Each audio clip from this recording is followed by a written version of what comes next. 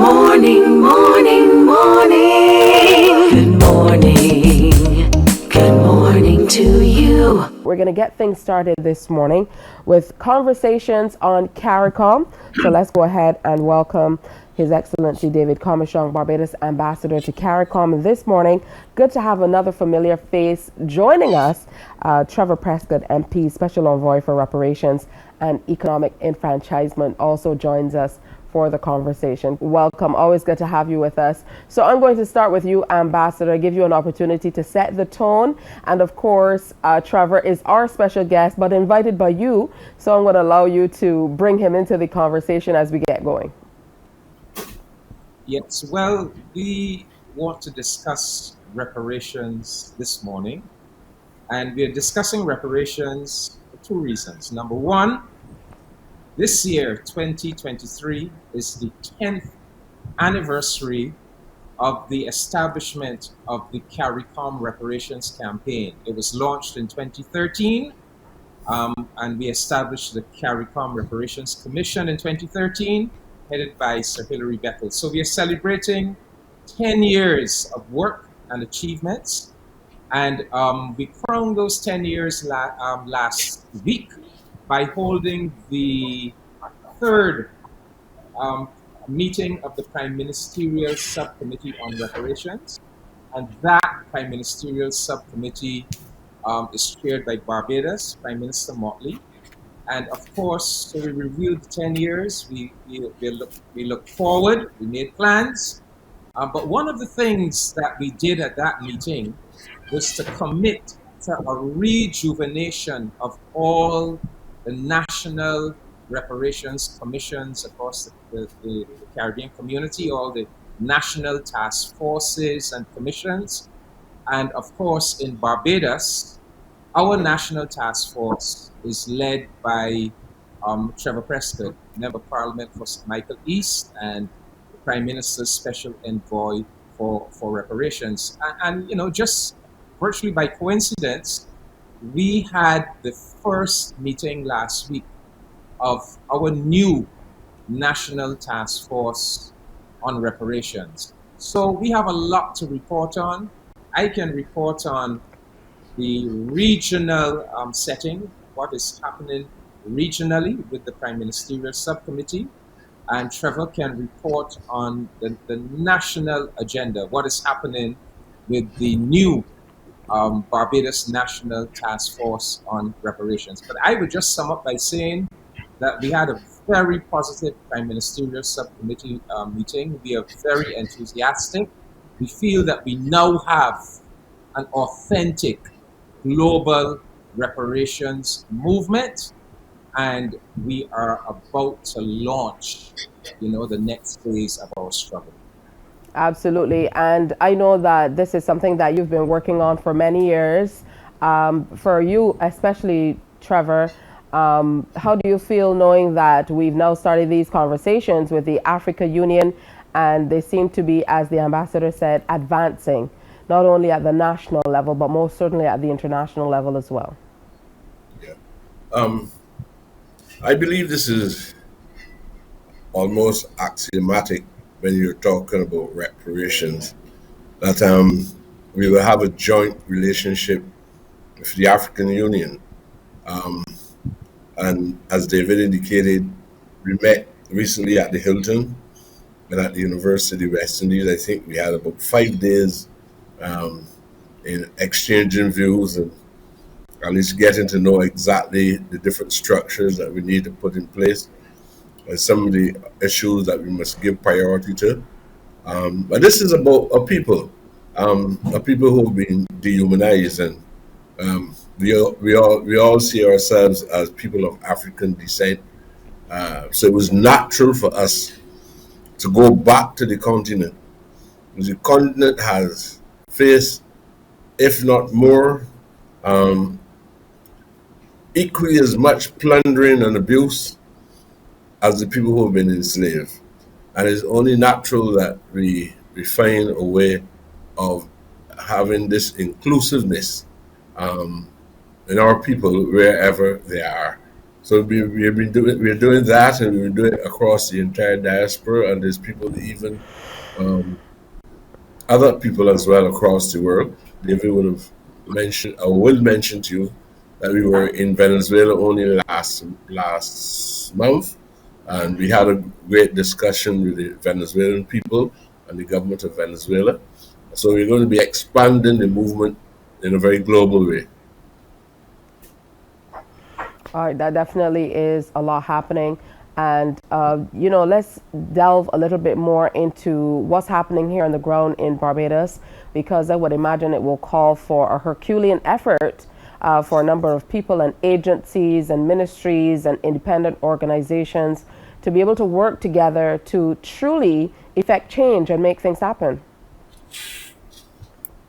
Well, Barbados is in the forefront of this struggle. As David indicated, Prime Minister Morton is the head of the Prime Ministerial Group across the region. Professor Beckles as well is chair of the CRC. I am Special Envoy and chairman of the task force here in Barbados. The Barbados government has put money into this effort. So it's not just a movement that is functioning without the required resources. As you know, money is the main medium of exchange. And there are things that we could do if we have the necessary finance to do them. In addition to that, we have an extremely good and well balanced task force election, which, as indicated, we only put that in place about 3 weeks or so ago. And based on the program, which we have an intensive education program is going to be put in place, they're going to be trying to begin to work with a youth arm of the Barbados movement. And we're also going to be working in close collaboration with a number of non-state organizations as well. So we're putting the structures in place, and we're hoping that we'll bring people on a common page, so that we can look, at this stage we have to do this. If you see how things are changing across the world, then we do not act now. We were acting before, but the emphasis is placed now on us to act immediately, or not we might find ourselves back into a subordinate position where we have to take regulations from many different international institutions. And the challenge to our independence, the challenge to our new republic will be severe. And if you're reading what is happening on the African continent, and if you're reading what is happening in the Black communities, you will see that we have to put comprehensive plans in place, structures in our educational system, structures in how we conduct things in relation to our economy. Even political structures must be examined, and Barbadians are calling for reform within in the constitution itself. You will see that the task is mammoth, and we can only achieve it if we, in a very sober way, plan structurally, have the required guidelines, and be clear on what our objectives ought to be. And I think that we are on our way in putting those things. We're not putting those things in place. Those things some of them are already in place, and we're not pretending. We know where the weaknesses are. We also know where the obstacles are, and we're going to move forward in a way that we're very pleasing to the Barbadian public in a few years' time. Now, we also know that we're just off the third Prime Ministerial Subcommittee meeting, as you mentioned, Ambassador, which was chaired by PM Motley. So, tell us a little bit more about that and how it's working in tandem with this new committee that has been set up here in Barbados that, of course, is being chaired by MP Prescod. Thanks for that question, Tisha. In terms of the new National Task Force, I would just like to mention that, this is the third iteration of our National Task Force. We started in 2012, but I'd just like to mention some of the new and young members who are now part of the task force. Mishran Robinson, young journalist and social media influencer. Dr. William Chandler, a young academic, and Akeem Chandler Prescod. Well, he was there before, but he's a young artist, and he makes his second appearance. And of course, we have a lot of the old familiar faces, Reverend Wayne Umfra Wells, Mr. David Denny, Dr. Rodney Worrell, Mr. Tony Reed, and several others. But we are happy that we have a beautiful blend of youth, experience, and a whole range of skills in the task force.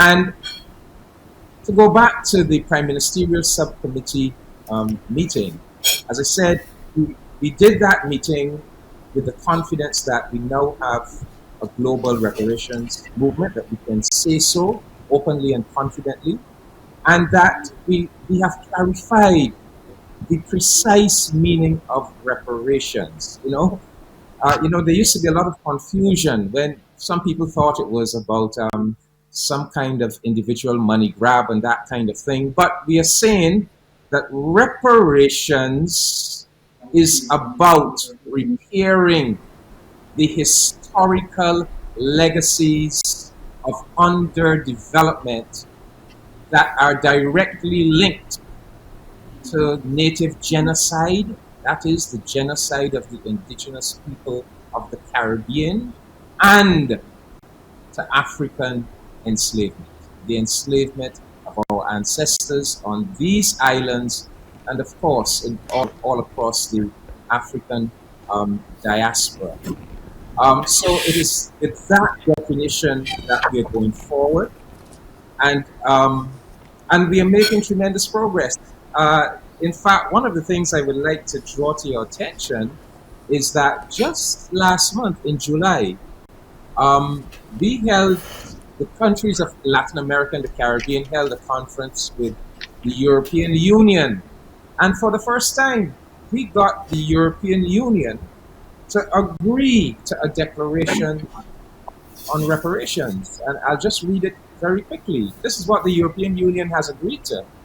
We acknowledge and profoundly regret the untold suffering inflicted on millions of men, women, and children as a result of the transatlantic slave trade.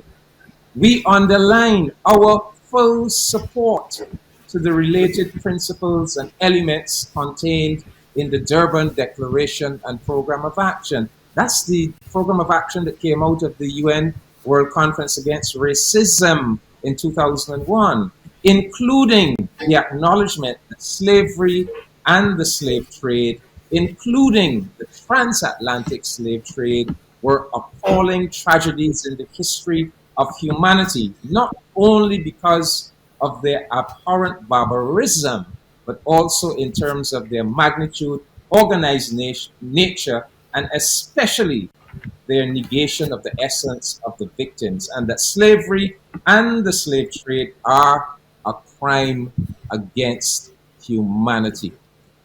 So that's historic, to actually get the European governments to commit to that declaration. The Dutch government has recently apologized and has committed to setting up a reparations fund. CARICOM is going to be engaging with the Dutch government. In 2016, CARICOM sent letters to 6 European heads of government telling them about our reparations claim and inviting them to negotiate with us. Well, we're going to be, in light of all the developments in recent years, we're going to be sending out a second round of letters, but this time it is going to be not to 6, but to 10 European governments, because our historical researches have demonstrated that there were no less than 10 European nations that were directly implicated in native genocide and African enslavement in the Caribbean. We are going to be doing a lot more work, Tisha, at the United Nations. We are going to be working much more closely with with Africa and the African Union. In fact, we are working towards the second Africa CARICOM Heads of Government Summit, and we have agreed that that must be specifically about reparations. We are going to be now aging. It is no longer about how do we pursue reparations. It is now about how do we engage and start receiving some of those reparations resources. So at the level of governments, our Prime Ministerial Subcommittee will engage. At the level of institutions and private sector companies, our CARICOM Reparations Commission, led by Sir Hilary, will engage. So this is a very exciting time. For example, the Anglican Church in England has admitted its guilt, has apologized, and has set up a £100 million reparations fund. So our CARICOM Reparations Commission will engage with the Anglican Church in England about receiving some of those reparations resources right here in the Caribbean. So that's the level that we are at now, Tisha. After 10 years of hard work, 10 years of activism, we think we are now at a very important takeoff point. This is truly advocacy and activism at work. I know for many, many years, you gentlemen have been in the forefront of talking about reparations. And for many of us, it seemed like it was truly a long shot. And this really feels like things are indeed happening. So thanks to both of you for coming on and sharing with us. We will connect with you, MP Prescod, and most certainly with you, Ambassador Comissiong, in the coming days and weeks to find out more about how things are shaping up here on the island, and indeed regionally and extra-regionally as well, where it has to do with reparations. Thanks so much for your time. Thank you very much for the opportunity. Very good conversation. Thank you so much. Much food for thought for us this morning. Morning, morning, morning. Good morning.